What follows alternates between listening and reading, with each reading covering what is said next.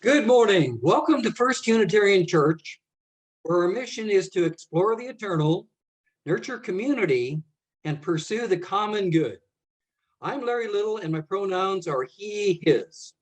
No matter who you have been, who you are, or who you are becoming, we greet you today with love. Our challenge leader is Rowan Stallcup, who turned 3 this month. He'll be helped by his mother, Mayreed Todd. Okay, here we go. We light the chalice as a symbol of our sacred time together. The burning chalice represents the light of reason and science, the warmth of loving community, the cleansing heart of justice, and the flame of hope.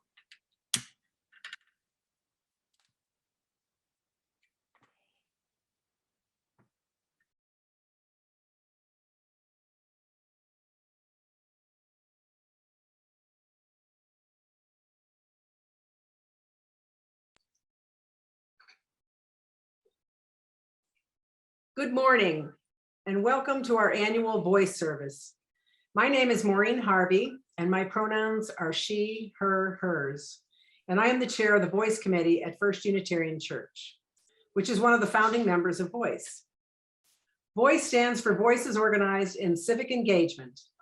VOICE is a coalition of congregations, nonprofits, worker associations, and schools who work together to make life better for families in the Oklahoma City area.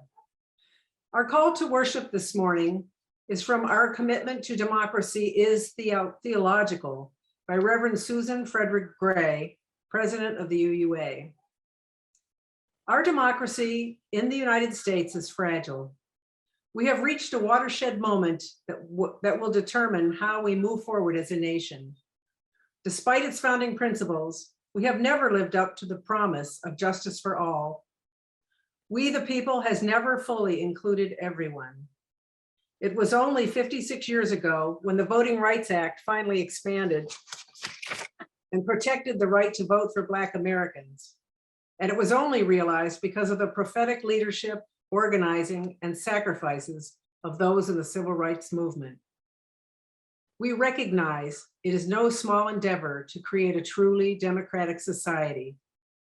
Unitarian Universalist commitment to justice, equity, and democracy is not just political or moral, it is fundamentally theological. It grows from our affirmation of the inherent worth and dignity of every person and the knowledge that we are all interconnected. It reflects the fact that our theology is not so much concerned with the afterlife, but is accountable to human experience and the conditions of people's lives here and now. Human dignity and interdependence are the foundations of our commitment to a multiracial, pluralistic democracy. We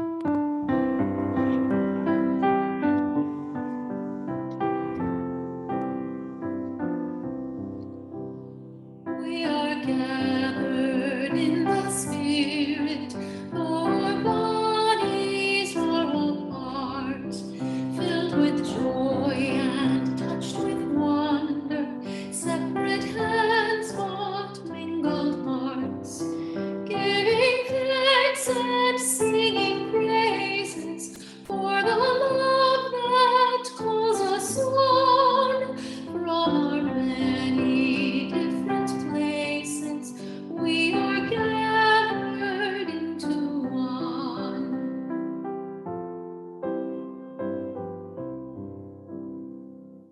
We are gathered in our sorrow.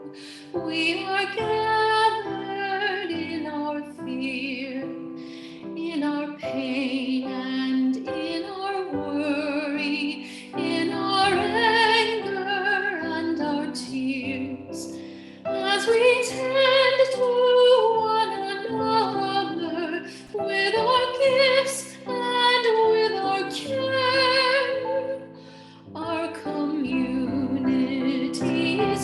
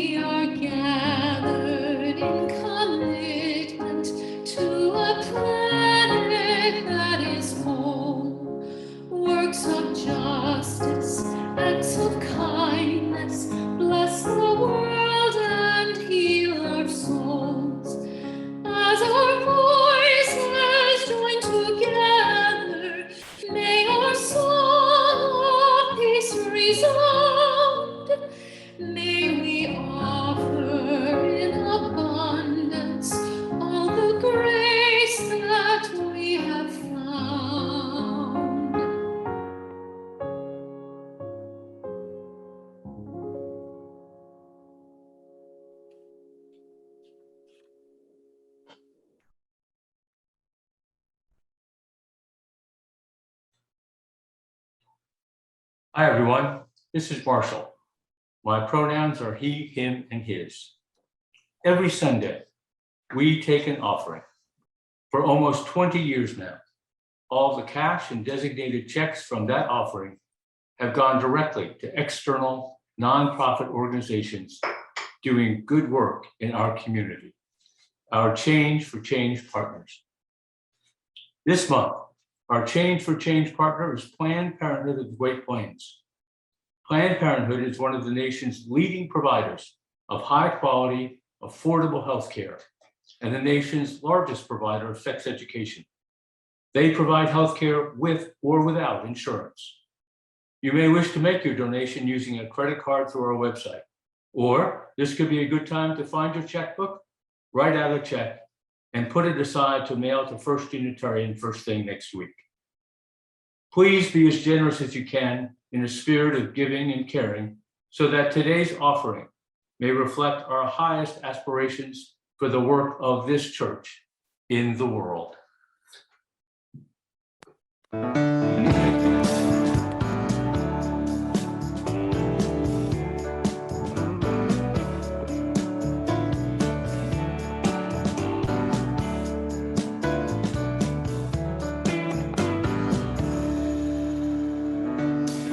When the darkness is closing in and the night seems so long, all around us they're suffering.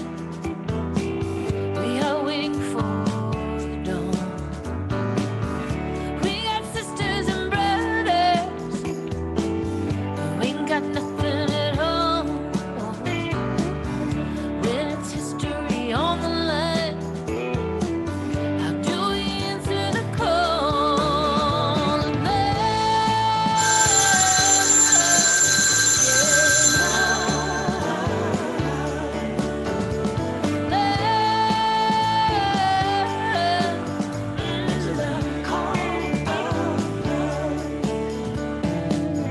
when the story is written down, oh, what will it say? 'Cause we are writing the pages now.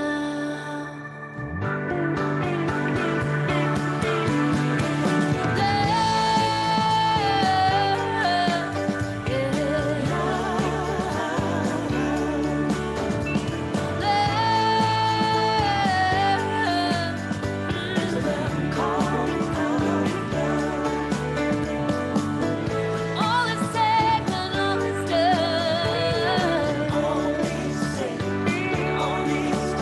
Do we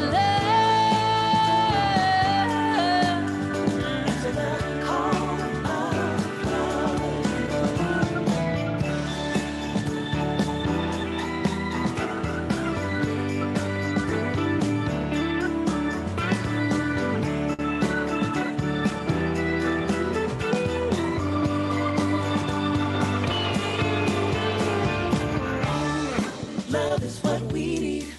La la la. Love is what we need. Love is what we need. La la la.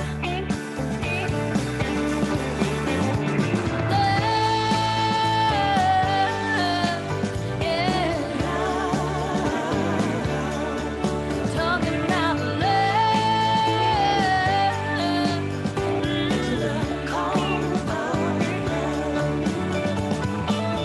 and all is said when all is done. Do we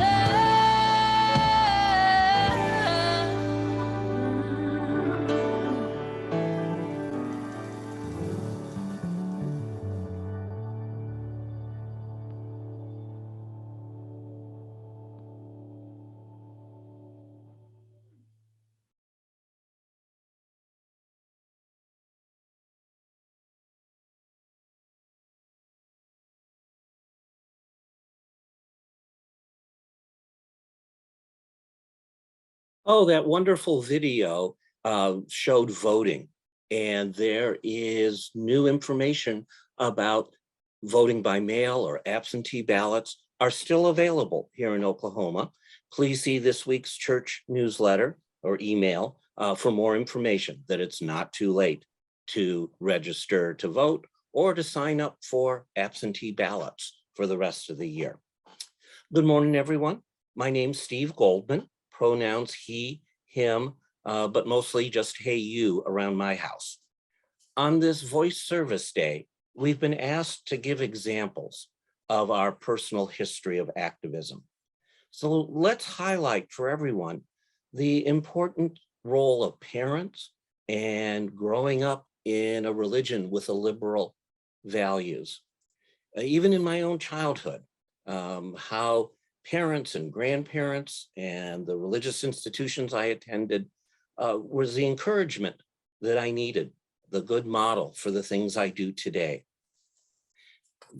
Thinking back to when I was in maybe 3rd or 4th grade, it's a time in the past when there was only one telephone company, believe it or not. And that phone company published the official document with everyone's name and address and phone number. This was called the phone book.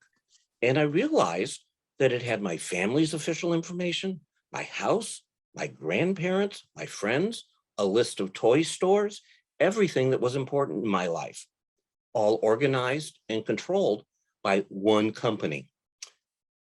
This hallowed phone book also had maps of our town and with little symbols for schools, a little schoolhouse symbol with a flag on top. So my little fingers could follow the map of my town and continue around the corner to where my elementary school was. But oh no, there's not a school symbol for my school. I was outraged. I was worried. Did this all-powerful phone company know that my school was going to disappear? What would me and my friends do? Happily, my parents took my upset as a learning opportunity. They explained that the phone company doesn't always know everything everywhere, even if they act like it.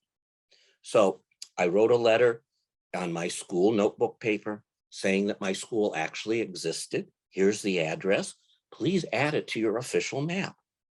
And a few weeks later, my mom showed me an envelope addressed to Master Stevie Goldman from the all-powerful phone company. And inside was a letter and a revised map showing my own school. So what a relief. And a realization that even big monopolies can be responsive. My next example is a few years later, the very first Earth Day. So my synagogue, a liberal reform congregation, dressed all of us teenagers in that lime green t-shirt with the new ecology symbol on it and sent us out to clean up roadside trash, which was turned out to be mostly beer cans. For many of my 14, 15-year-old friends, just touching an actual beer can was a thrill. But for me, my dad owned a liquor store. So picking up beer cans was just like doing inventory at the store with him. So as we were picking up beer cans, doing the ecology cleanup, my brain was counting which brands of beer were popular along this road. So at the end of the first Earth Day cleanup, a reporter asked us kids, "What did you learn today?" And smart Alex Steve, with his insider knowledge of the booze world, said, "Well, along this road, the trash is about 60% Budweiser, 30% Miller, and 10% Coors. So maybe the beer distributors should pay for a sign saying, 'No littering, please recycle.'" That got in the paper. And then a few weeks later, my dad was driving me back from the family liquor store and took a detour to the road I had cleaned up to show me the small "No littering, recycle" signs attached to the speed limit signs.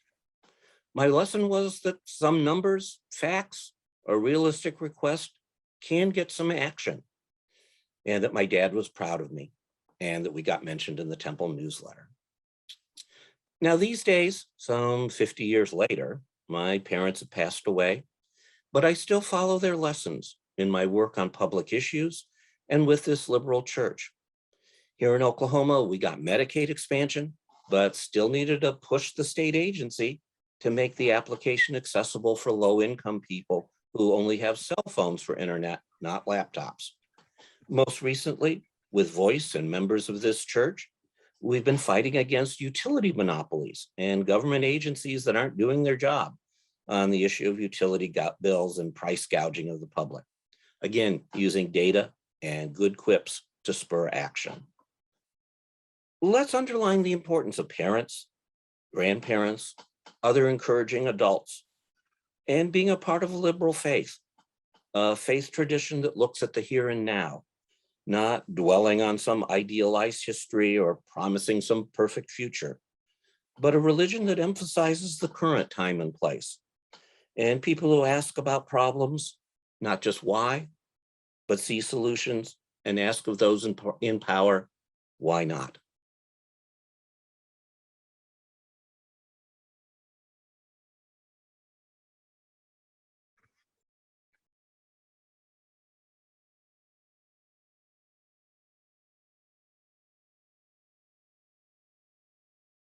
I'm Carmen McBride. My pronouns are she, her, and hers. I invite you to close your eyes, take a deep breath in and out, and join me with these words by Wayne B. Arneson. We join together now in a moment of meditation or prayer, spoken at first, and then for a time in the peace that silence brings. As we enter into the silence, we remember the many connections that sustain and uplift us through this religious community.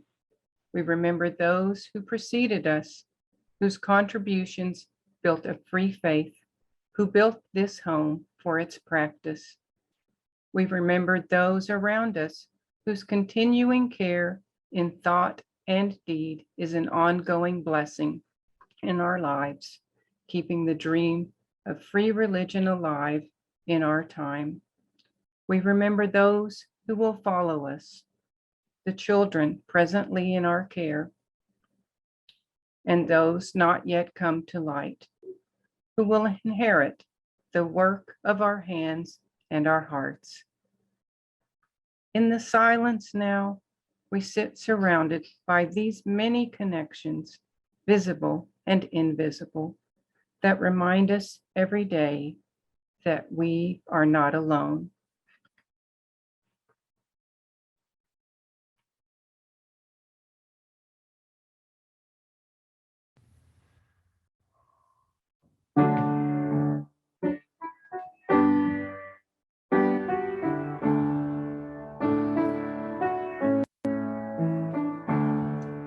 Sometimes in our lives, we all have pain, we all have sorrow, but if we are wise, we know that there's always tomorrow. Lean on me when you're not strong, and I'll be your friend. I'll help you carry on, for it won't be long till I'm gonna need somebody to lean on. Please swallow your pride if I have things you need to borrow, for no one can fill all of your needs that you won't let show. Lean on me when you're not strong, and I'll be your friend. I'll help you carry on, for it won't be long till I'm gonna need somebody to lean on.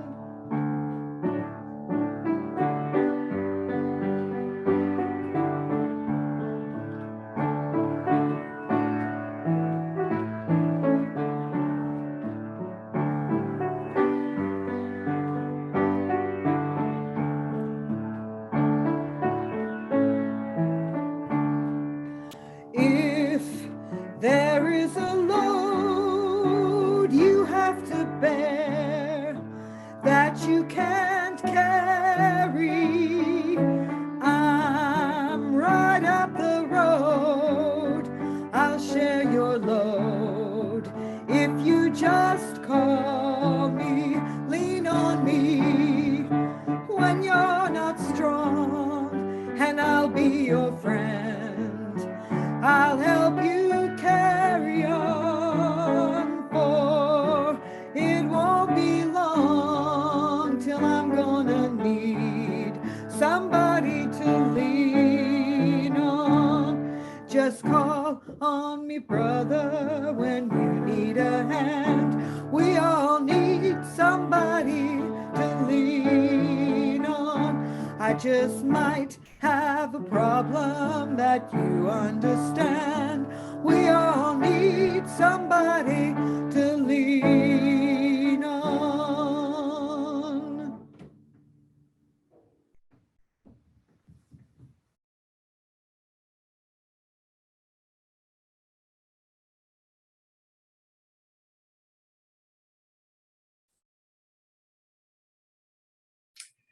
Hi, my name is Sandra Flansburgh, and my pronouns are she, her, and hers.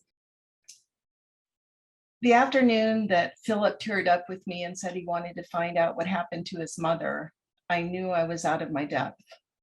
Philip was a young man I was tutoring / mentoring in Boston in the early 2000s. He was part of that group of Sudanese children that we called the Lost Boys, who walked hundreds of miles on their own through desperate conditions in southern Sudan to flee the violence of the civil war there. Fearing for his life, Philip's mother had pushed him out on the road when he was a child, telling him he needed to walk to Kenya with the group of children passing by their home. He eventually landed in a Kenyan refugee camp, never knowing anything more about his mother. How could someone like me help him deal with the trauma and the logistics of a situation like that without knowledge or resources myself? I've always felt a strong sense of justice from as far back as I can remember, no doubt instilled by my parents. I expected fairness, and when something was wrong, it was something to work on, not to be cynical about. In high school and into adulthood, I worked on a lot of different issues. I learned from colleagues of color early on about how experiences shape our worldviews differently. For example, as I desperately grieved my brother Mark's death, I stood beside my African-American colleague Cynthia as she grieved the loss of 2 of her brothers to gun violence in South Chicago that same year. After moving back to the States at the end of the 1990s, I met and began to mentor Philip, who had been brought to Boston thanks to Lutheran Social Services. I learned an incredible amount from him, and my relationship with him felt important and filled a need. But I also felt stymied when his sponsoring agency couldn't help us more or make any suggestions for me. I began to feel that my professional life seemed a little too distant from the relationships that I sought, and the more traditional activism I was doing was kind of all over the place, and while helping, was unsuccessful at changing systems. Philip needed much, much more than I could give him operating all on my own. After my trip to Guatemala to adopt Catalina in 2002, single motherhood cut into what I was able to do with Philip and out in the world, really. It was all I could do to stay employed, get a full workday in, and mother my precious Catalina. For a few years, I kind of pulled back and mostly joined work happening at our church here in Oklahoma City and in the Latino community. When I felt I had enough energy and time to look up, I found I wanted to do work that built relationships over time, that actually made a difference and wasn't mostly banging my head against a wall that didn't budge. Fortunately, it was at this church in 2008 that I found voice. Several of us started that work here, and it was what filled and still fills my heart. It helped me appreciate people with different views and to learn how to stay in relationship with public officials even when there are differences. Even though Catalina was just 5 when I started that work, she came with me to meetings and eventually even helped in actions.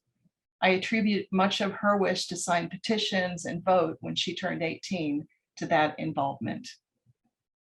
At this stage of my life, when my sense of we is larger than when I was younger, when I'm a little less satisfied in picking sides, and when I see more gray on the issues, voice is where I find the work that feeds my curiosity and soul. It challenges me to continue to grow. It brings me into contact with people I wouldn't normally meet and opens doors into all kinds of possibilities. And for that, I'm grateful.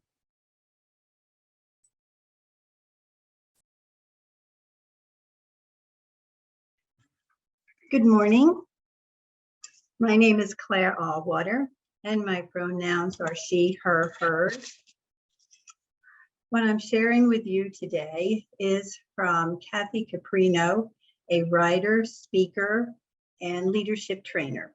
It is taken from her piece, 9 Core Behaviors of People Who Positively Impact the World. She reminds us that people who have made a real difference aren't all privileged or special. Many come from disadvantaged families or from crushing experiences, but have found ways to pick themselves up and transform their own lives and those around them. Caprino has identified key behaviors of these folks, the ways they approach life, enabling them to make the kind of difference they want to see. We can't all be a Rachel Carson or a John Lewis, but as I read and considered Caprino's list of behaviors of folks who generate positive change, I realized we all have these traits at our disposal. Here are the 6 that most spoke to me, a mini how to change the world. So, change agents. They commit to continually growing and bettering themselves. They know they are not perfect, but they keep learning and trying. This requires a loving, compassionate heart with an openness to see, learn, and experience new things along the way. They engage with people in loving, open, mutually beneficial ways. They understand the power of relationships and connections. They push past shyness and doubt, ready to just be themselves and accept others as they are as they work toward a mutual goal. They invest time and energy in what can be. They push beyond what is. This is how things have always been done, beyond conformity, believing that positive change will bring a better way to live. They embrace critique. How else can one learn, grow, and become more effective? They spread what they know. They understand the universal principle of the more you give, the more you get. They lift others up as they go. Simply put, they help others to succeed. These 6 traits left me inspired. Nowhere did it say you have to be brilliant or famous to have your voice heard, to work to make the world a better place. I'm glad our church has a voice and that I'm part of it. Join us anytime.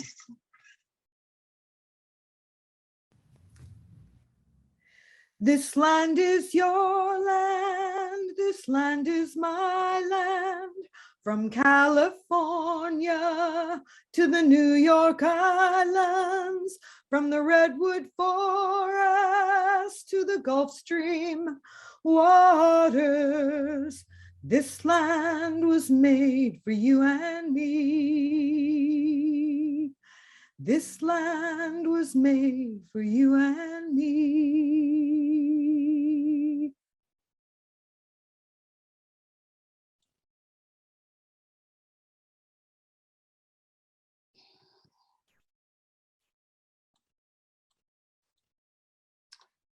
Good morning. My name is Susan Bishop, and my pronouns are she, her, and hers. I want to tell you about something that happened to me the summer of 1977 in San Antonio, Texas. I had an opportunity to attend the National Women's Political Caucus National Convention. This was a big deal.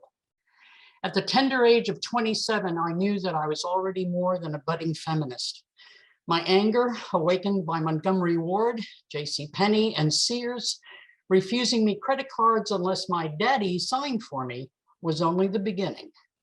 I attended consciousness raising groups with women struggling to figure out their place in society, in their marriages and families, and in their professions. I had already become involved in the Women's Resource Center, and more specifically, the Rape Crisis Center. And I had seen firsthand how women were treated by the police, the hospitals, and the courts. But here I was in San Antonio, Texas, with tens of thousands of other women, many of them feminists speaking my language, citing instances of inequalities between the sexes that could easily be managed with a stroke of a pen, signing the Equal Rights Amendment or into law. At least that's what I thought at the tender age of 27. I met women in power, real power. Women like Bella Abzug, who coined the phrase, "A woman's place is in the House and the Senate."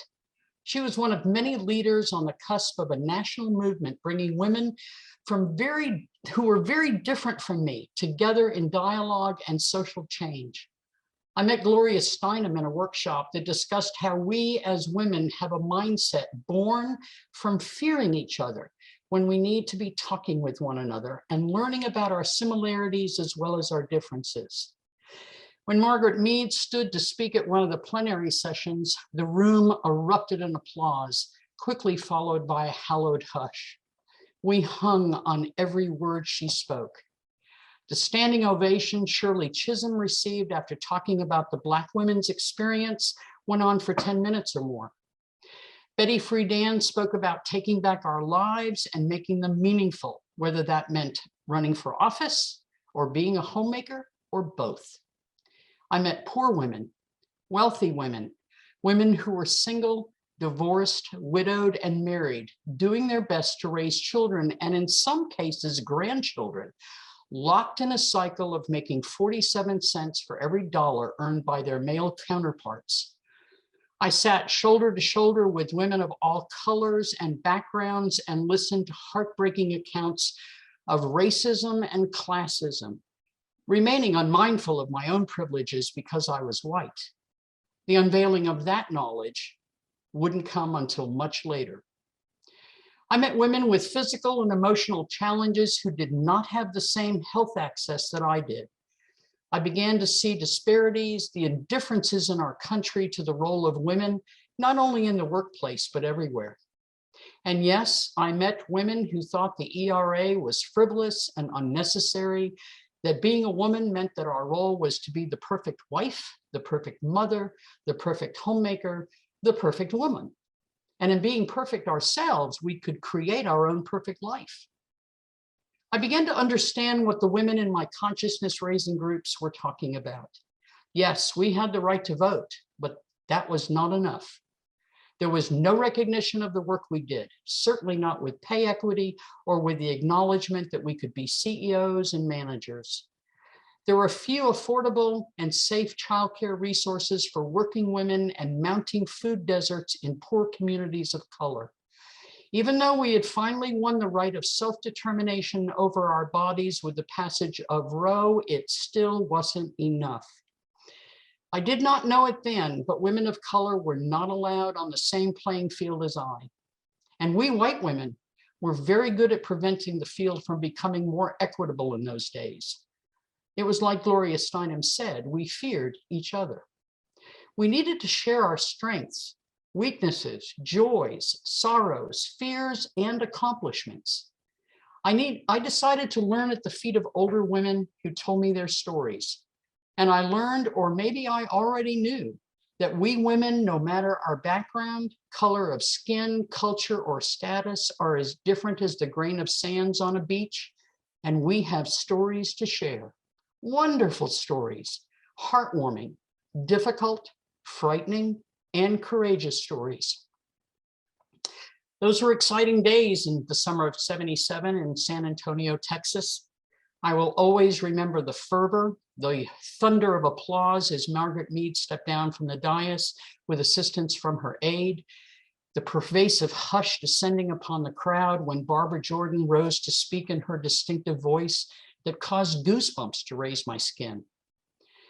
I listened to and dialogued with women who would later become involved in politics, leaders of businesses and industry, education and medicine, and with women such as myself who would not become rich or famous or even well known, except to the people we surrounded ourselves with in our humble lives. More than anyone else, they were the women who helped change my attitudes and my life. How could I not be an activist when there was so much inequity in the world around me? How could I not be an activist when there were plenty of role models just waiting to be asked to tell their story? How could I not be an activist when I saw something wrong? There was a lot of work to be done then. There's a lot of work to be done now. Social justice activism is how we get it done, through voice and other justice opportunities. Thank you for letting me share my story.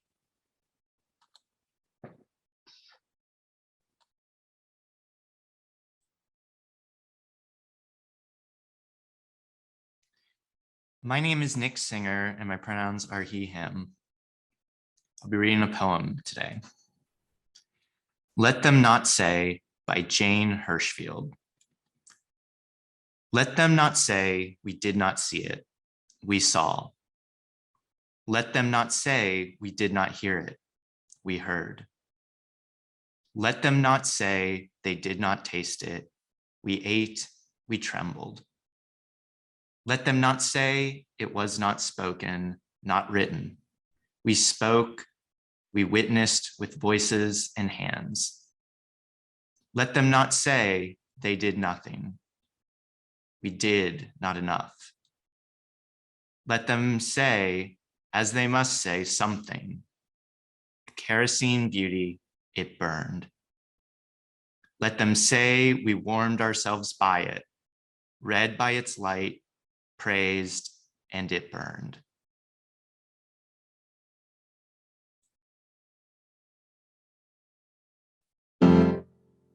Can you hear it? There's a distant song. Can you feel it? Yeah, it's coming home. And it sounds right when you start to sing along. Can you hear it? Can you hear it?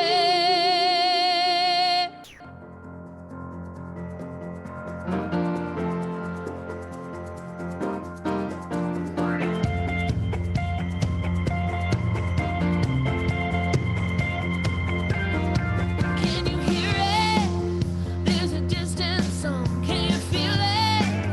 Yeah, it's coming on, and it sounds right when you start to sing along.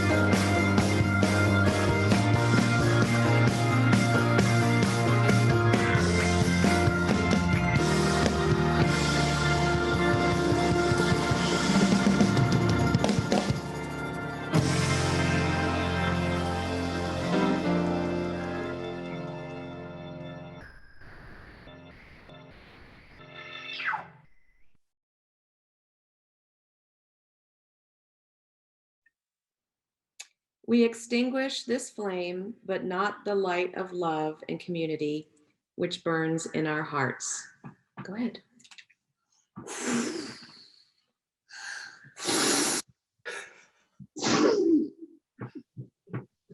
I made it.